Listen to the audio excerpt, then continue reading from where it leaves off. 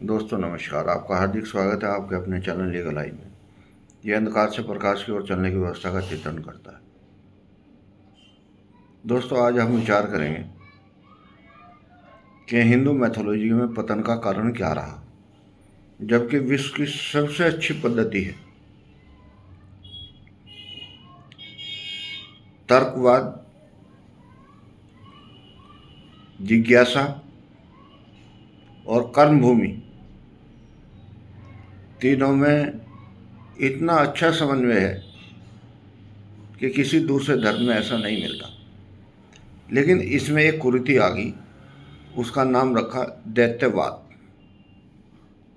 एक आदमी के लिए वही चीज़ कुछ और थी, दूसरे आदमी के लिए वही चीज़ कुछ और थी।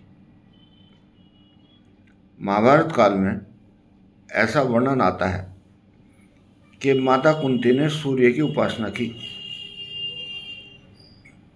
सूर्य देवता प्रसन्न हुए और एक पुत्र दे के चले गए, जबकि वो जानते थे कि कुंती की शादी नहीं हुई है और वो बच्चा समाज में वो स्थान नहीं पा सकेगा जो उसका मूल अधिकार है। और ऐसा ही हुआ कि कुंती ने लोक लाज के कारण उस बच्चे को नदी में प्रवाहित कर दिया।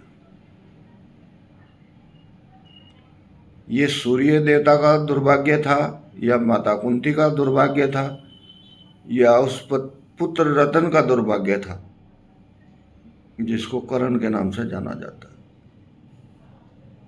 जब ये व्यवस्थाएं थी कि वो अवैध संतान काउंट होगा, तो सूर्य देवता ने ये आशीर्वाद क्यों नहीं दिया कि कुंती, जो तुम्हारी पहली संतान होगी वो मेरे गुणों से संपन्न होगी, तो इतिहास बदल जाता। लेकिन जो भी परिस्थिति रही हो, उसका खमियाजा दो जीवों ने भुगता, एक माता कुंती ने और एक कर्ण ने। उस समय भी समाज की यही व्यवस्था थी कि जो शादी के बाद बच्चा पैदा होता था उसका मूल्यांकन उसी तरह से किया जाता था। लेकिन उस समय जो भी व्यवस्थाएं थी, वो सब जानते हुए भी सूर्य देवता शब्द यूज करके उस पर पर्दा डाल दिया गया। यानी कि अगर देवता कोई कार्य करेगा, चाहे वो अनैतिक हो, तो वो उसको नैतिक मान लिया जाता था। ये जो गलती हुई, इसका समाज आज भी भुगतान कर रहा है और कालांतर तक करता रहेगा। लेकिन हिंदू धर्म में इस व्यवस्था को मॉडिफाई करने के लिए तब की व्यवस्था थी।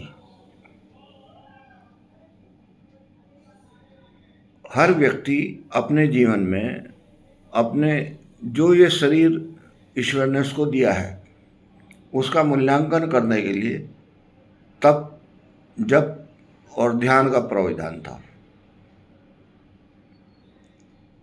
उस समय भी यही था। तो सूर्य देवता भी कह सकते थे कि तुमने जो मेरी साधना की है उसका अमुक फल अमुक समय पे मिलेगा। यानी कि जब आपकी शादी हो जाएगी तो प्रथम संतान जो होगी वो मेरे गुणों से संपन्न होगी। साइंस ये प्रमाणित करती है कि एक पुरुष और एक स्त्री के मिलने से संतति होती है। लेकिन इस पर पर्दा डालने के लिए नई व्यवस्था बना दी कि देवता जो कार्य करता है, चाहे वो गलत करे,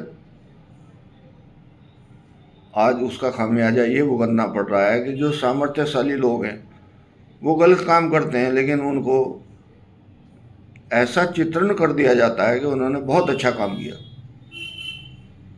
और इस अच्छे काम के कारण समाज में जो साधारण आदमी है वो पिसता चला जाता है। जबकि ईश्वर ने जब इस शरीर की उत्पत्ति की, इसके अंदर